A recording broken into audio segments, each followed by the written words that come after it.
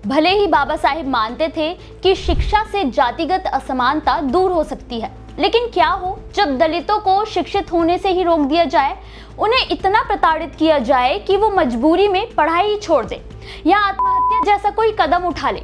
नमस्कार, मेरा नाम है मोहिनी। पिछले 24 घंटे में दलितों के साथ होने वाली घटनाओं के बारे में जानेंगे जो इस वक्त सोशल मीडिया पर काफी सुर्खियों में है। दलितों से जुड़ा पहला मामला राजस्थान के चुरू से है, जहां एक दलित छात्रा ने अपने टीचर से क्लास के दौरान सवाल क्या पूछा। शिक्षक ने न केवल उसे चमारी और नीची जाति का कहा, बल्कि उसे वकालत नहीं करना चाहिए यह भी कहा। ये खबर चुरू के राजकीय विधि महाविद्यालय की है। 3rd सेमेस्टर में पढ़ने वाली छात्रा मीना मेघवाल और उसके पिता तोरूराम मेघवाल ने पुलिस स्टेशन में शिकायत दर्ज कराते हुए बताया कि दिसंबर 2025 में जब एक प्रोग्राम के दौरान छात्रा ने सवाल किया तो प्रोफेसर अपूर्वा शर्मा ने नाराज होकर उसे जाति सूचक शब्द कहकर अपमानित किया। उसे प्रैक्टिकल एग्जाम में भी फेल कर दिया गया। कॉलेज प्रशासन से भी कई बार इस बारे में शिकायत दर्ज कराई गई, लेकिन कोई सुनवाई नहीं हुई। छात्रा ने कहा कि उनकी टीचर नहीं चाहती कि वो पढ़ाई करे और उसका करियर खराब करने के पीछे पड़ी हुई है, जिससे थक हार कर छात्रा ने 27 फरवरी को शिकायत दर्ज कराई। चुरू के आरपीएस सुनील कुमार झाझाड़िया इस मामले की जांच कर रहे हैं। पुलिस जांच में कई दलित छात्रों ने जातिगत भेदभाव की बात स्वीकार की है। अब देखना ये होगा कि जांच पूरी होने के बाद टीचर के खिलाफ क्या एक्शन होता है। लेकिन इस मामले को देखकर ऐसा लगता है कि यूजीसी के नियमों को वाकई में जल्द से जल्द लागू कर देना चाहिए। दलितों से जुड़ा अगला मामला उत्तर प्रदेश के कुशीनगर से है। ऐसा लगता है कि जैसे यूपी को सवर्णों ने अपनी जागीर समझ लिया है। जहां दलित रहेंगे वो उन्हें घर तक जाकर उन्हें प्रताड़ित कर रहे हैं। सोशल मीडिया पर एक वीडियो काफी वायरल हो रहा है, जिसमें एक दलित जाति से आने वाले व्यक्ति ने अपनी आपबीती बताते हुए कहा कि गांव के राजपूत समाज के लोग उनकी पत्नी को बहुत प्रताड़ित कर रहे हैं, जबकि पीड़ित युवक काम के सिलसिले में बाहर रहता है। ये घटना कुशीनगर के थाना पडरोला के नाहर छपरा गाँव की है।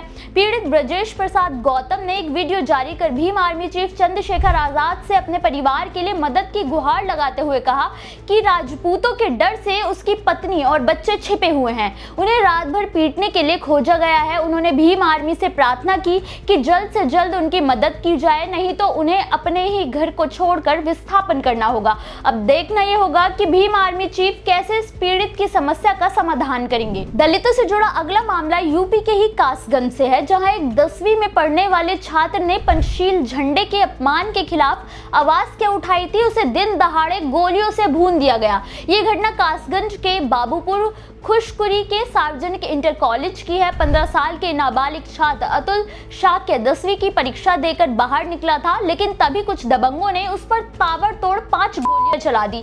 छात्र को घायल हालत में अस्पताल पहुंचाया गया, लेकिन छात्र की मौत हो गई। हैरानी की बात तो ये है कि परीक्षा केंद्र पर तो पहले से ही पुलिस तैनात होती है, फिर पुलिस की नाक के नीचे कैसे एक छात्र की दिन दहाड़े हत्या कर दी जाती है और किसी की भी गिरफ्तारी नहीं होती। पुलिस ने जानकारी देते हुए कहा कि इस मामले को दर्ज करके जांच शुरू कर दी गई है और जल्द ही आरोपी पुलिस की गिरफ्त में होंगे।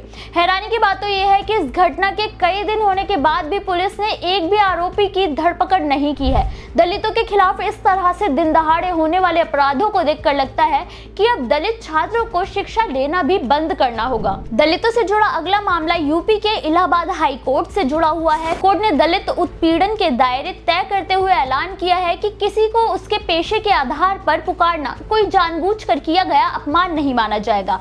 कोर्ट ने कहा कि अगर किसी को पेशे के आधार पर नाम लेकर बुलाया जाता है तो पहले ये साबित करना अनिवार्य है कि वो अपमान करने की मंशा से बोला गया है, तभी SC/ST एक्ट का केस बनेगा। जज अनिल कुमार दशम ने कहा कि जो याचिका दी गई थी उसमें पीड़िता कपड़े धोने का काम करती है। ऐसे में जब पीड़िता ने आरोपी पक्ष कपड़े धोने की मजदूरी मांगी तो आरोपी ने उसे जाति सूचक शब्द कहकर अपमान किया, लेकिन जब जांच हुई तो पता चला कि पीड़िता को उसके काम को लेकर ही नाम से बुलाया गया था, जिससे साबित नहीं होता है कि वो जानबूझकर अपमान के लिए बोला गया हो।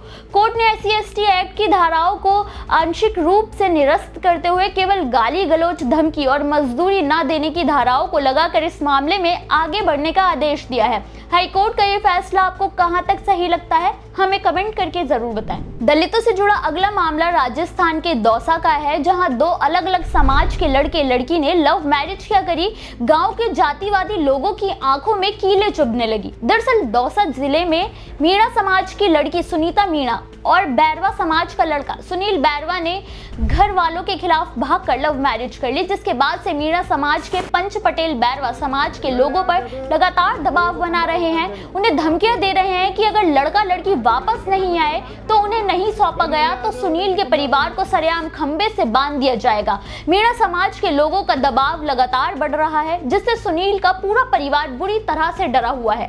इस घटना का एक वीडियो भी आ रहा है जिसमें मीणा समाज के लोगों ने पीड़ित पिता को घेरा हुआ है, जबकि उन्हें भी बच्चों के बारे में कोई जानकारी नहीं है। हैरानी की बात तो यह है कि पंच इस बात का एक तरफा फैसला कर रही है, लेकिन इस मामले में पुलिस की मदद नहीं ली जा रही, जबकि उन्हें खोजने का काम तो पुलिस का है।